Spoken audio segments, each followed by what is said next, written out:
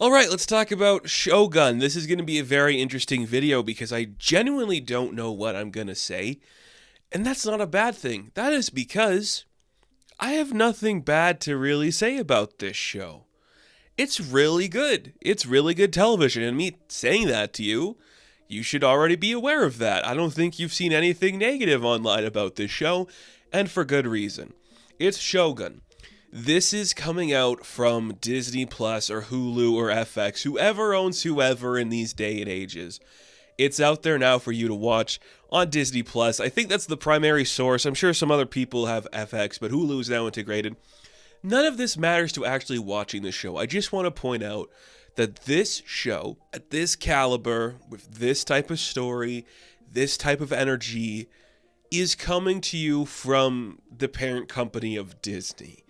They are the ones who are releasing this, primarily. I don't know how involved the Disney stuff is, but that's very interesting. I know it's through Hulu and FX, so they got a different production team behind that all, but just logging on to Disney Plus and seeing that this is available there, it really goes to show you how ugly that they've made some stuff in the past. And it really goes to show you that maybe having things look real and naturalistic is better than fake and gray. At least that's what I think. Maybe some other people disagree. This is a mini-series based off the acclaimed book by James Clavell, a book I've never read, and I don't know if I'm going to read it. A lot of those going around these days, but hey, that's the point. It's a big, sweeping epic set in the world of the 18th century Japan or 17th century of Japan. Just, there's feuding, wars going on, and leaders taking over control. We're about to see the rise and fall of everything going on. That's really cool. That aesthetic is awesome. Just like the samurai era where everything is just beautiful gardens and big sweeping landscapes and people dressed up perfectly. That's always cool to see. And I feel like it's been a minute since we've had one of those depicted on a big scale, like something of this caliber.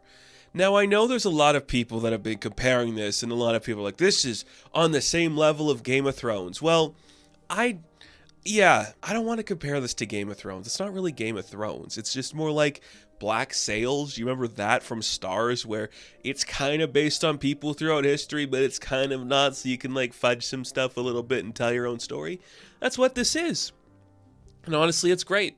I think every single part of the show, on every conceivable level, turned out to be fantastic. I think you had great writers, a great writer's room, you had a great director, you had a great series of directors, you had great editors, you had great cinematographers, you had great production, you had great lighting. Holy shit, did a show have good lighting this year?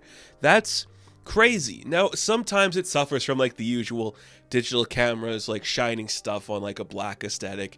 You just have to get used to it. It never looks great. Nighttime hardly looks good these days, but that's just... it's handled fine, and I think that it's used more for atmosphere than anything else, so I'm not against that. I guess that would be my one criticism, but that's not something that this show can fix. That's just something that happens with everything. So that's great. All the technical stuff is fantastic. We're on real locations, and when we're not on real locations, you do see it, but it looks pretty damn good. There's nothing wrong with the stuff we're seeing in that capacity. It's working really well. I like that a lot. I love all the costuming. I love the scripts. I love the scripts of this thing. Because this is not about the war. And that's what I love. I love that stuff where it's we're in war times, but we're not actually in the war. I love that. There's battles and there are fights. But it's not about these people waging the war that's going to change history. It's already happened. And they're living with the ramifications of that. One of my other favorite tropes is old men reminiscing about the things that they used to do. I don't want to see the things they used to do. I don't care about that. Just take me to the old men reminiscing. That's my favorite thing to see. And there's a lot of that in this show. Through every interpretation of a character, just people wanting to go back onto the seas, thinking about their time in battle, thinking about the lives that they could have if their son was a different person or this and that. And that's just so cool. And it makes me so happy, and I love that. And I think throughout the entire series, there is no lull. The 10 episodes that come out, none of them are boring or slow. Some of them are paced differently and they're talking about different things, but none of them are bad. And that's really cool. For all 10 episodes to be really strong and interesting, That's a cool thing to see. We don't normally get to see that all the time. So you just like to see something like that happening. And then we have a stellar cast, a phenomenal cast, an incredible I cannot sing the praises of this cast enough. It is a lot of character actors that you might be familiar with if you've seen more Asian cinema. I picked out a few names I know, some of them that I don't, but that's par for the course in something like this. I can't go through all of them. We'll talk about the major players, but just know every single performance in this show was stellar. Every character who shows up for one sequence, every recurring character, they're all great. There's angry men warring over nothing. There's beautiful women doing stuff to like gain power. It's awesome. One of my favorite side characters is the one that owns a brothel, and she's like, I've been working hard. I'd like to like build land here and just do something cool in this area. I love that. Another one of my favorite things, like an old woman just being like, it's time for me to settle down and do something right with my life. I love all that. That's half this show.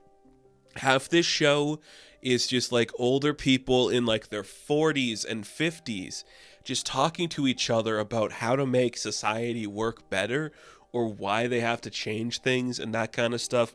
And I'm a huge sucker for that, especially when you have such a cool setting to set that in. It's awesome. And the other part of the show is a fish out of water when we see a white guy show up and be integrated into this culture and learn a thing or two along the way. That's also what this is. John Blackthorne, he's your everyday, average, ordinary smuggler, pirate, whatever you want him to be. He knows how to command a ship. He knows how to do everything. But now he's in a place he doesn't understand. How's he going to fit in? Lucky for him, there's a pretty girl named Mariko who he can go do pretty stuff with over there. You love to see it. It works well. It's fantastic. I love their relationship. We'll get to the actors in a minute. I love the John and Mariko relationship because you buy it completely. He's a passionate man throughout the entire piece. He's always sincere and earnest with her, and she's the only person that can understand him.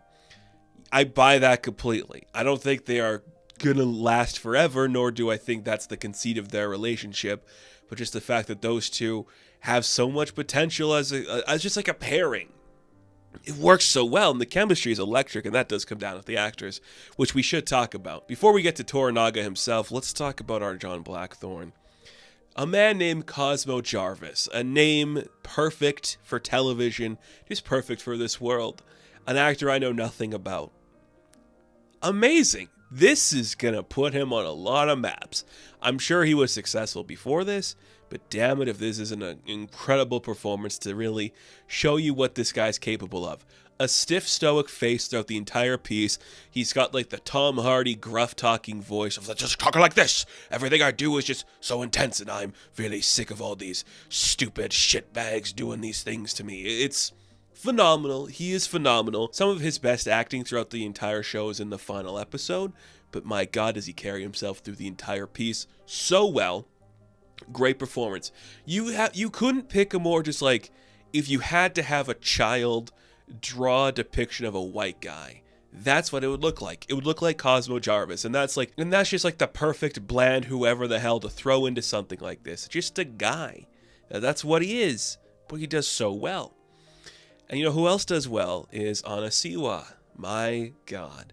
She's going to win some Emmys. I have no doubt in my mind that she's going to be up there. Sonata's going to be up there too, but I think Siwa's she's going to sweep the miniseries categories because this is a lot. This is a lot to burden on person. She's the only person who's kind of like in both POVs. She has history in Japan. She has history here growing with Blackthorne, and you're just like, yeah, this is perfect.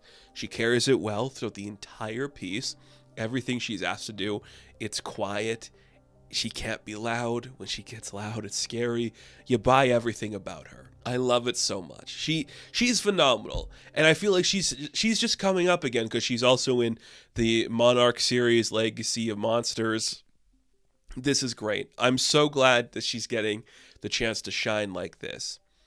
I cannot sing the praises of her performance enough. It's perfect for a show like this. You are seeing a different type of strong character than you've seen before. And look, I'm a white guy. I don't know every single piece of like history of feudal Japan and all that stuff and who does what to what. And when we have like guns being introduced and like who is the hierarchy here and there, what a shogun even means or any of that, I don't know. So just having a character who's explaining it to our POV character, it helps, and she carries that burden well too, while still being fun and interesting and dynamic in a way we don't normally portray in Western characters, which is really fun to see. And that leads us to the most important performance in this show, which is Lord Toranaga, played by Hiroyuki Sanada. Oh man, when you talk about a guy who you were just waiting to pop off, some of you are like, this is a name that needs to be in everybody's mind. It's Sanada. He's fantastic in everything. I have never seen him given a bad performance. I love his energy. He can play a little silly goofy. He can play very tense and just scary. And this is a mix of both. He's kind of a sarcastic guy, but he's very tough, very singular-minded. And this is a performance that you just love to see. Is he the biggest name? I guess he would be the biggest name, but he's top billed. He's also a producer on the show, which of course he is. He'd have to be. Like, he's willing to do this for a while, and he's been attached to do this for a while. Every sequence he has is just watching a super talented actor of high caliber just deliver on every note. He is so strong, so intense, so emotional, but so controlled. He is the center of one of my favorite moments of the show, which is in the finale when he's talking to like an old friend of his, and they're just like, yeah, this is how it goes. You got to play the part and play everything, and eventually you'll win. Or whatever. Boop-de-boop. It's incredible. And Sanada just carries it so well. Just everyone just knows that this is important, and this is a once-in-a-lifetime kind of thing. Where like you're going to have something at this caliber of scale, on this big of a network, with your name leading it, you're going to have to deliver. And I think our three leads deliver on every single note. They are so fantastic. They have great chemistry together. It's really cool. And we got big ships coming in and out of the harbor. We got people being decapitated. We got falconry. Like, what more do you want from a show like this? It's Shogun. This is it. You get all of the beats. There's murder, there's betrayal, there's romance, there's intensity, there's cannons blowing people up. But all of it is just at the heart of this kind of broken love story of two people who are clearly in each other's lives to make each other feel better, but they can never be together in that capacity. And it's beautiful. It's quiet. It's really awesome. This is a great show. And even just me explaining it to you, what's that going to do? I could explain it to you all day. There's not a bad thing in it. Nothing stupid happens. Nothing feels lame or forced or stupid. Everything works really damn well. For a show like this, that's all you could hope for. And they really nail that on every single front. We got it. This is great. Shout out to Tadanobu Asano, who plays Yabushiga. He's incredible and super funny and just nailed his performance of like a guy who thinks he's getting ahead at every turn, but he really doesn't. And that's awesome to see. And a show like this rocks. Please watch it. Show Disney you want more stuff like this. Maybe they'll do another big adaptation of a classic book. That'd be pretty cool. Just saying. So, Shogun, I am going to give a 9 out of 10. Now, thank you all for watching this review. Be sure to like and subscribe to the channel. As always, you can check me out on Instagram, TikTok, and Twitter. And of course, I will catch you in the next one. Have fun. Stay safe. Good luck.